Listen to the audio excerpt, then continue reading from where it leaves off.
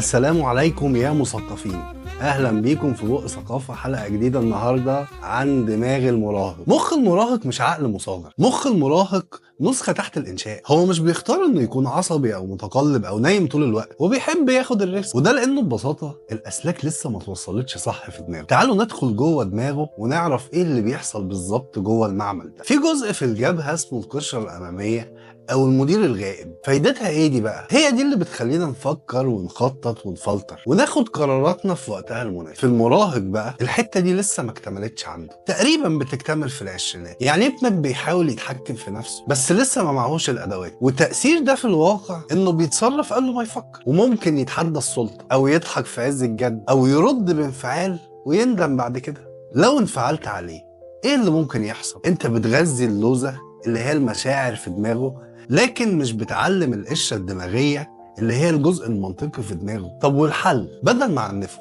اعمل معاه ايه؟ اساله حاسس بايه دلوقتي وامشي معاه خطوات التفكير، وايه النتيجه لو عملت كده مثلا.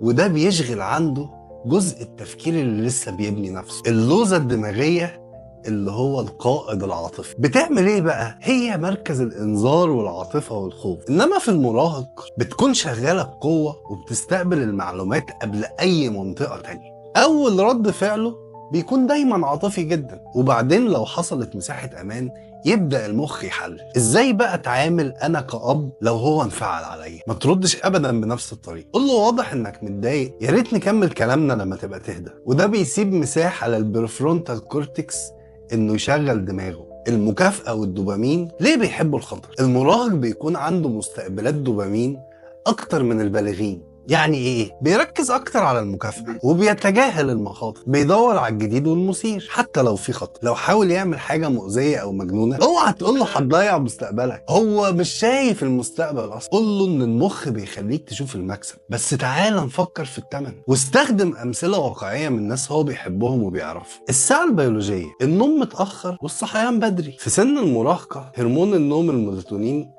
بيتأخر عندهم. اللي بيحصل عنده ان هو بينام 1 أو 2 الصبح وبيبقى مطالب انه يصحى الساعة 7، ما بياخدش عدد ساعات النوم اللي محتاجها. والحل هنا ايه؟ هل اسيبه ينام بعد المدرسة؟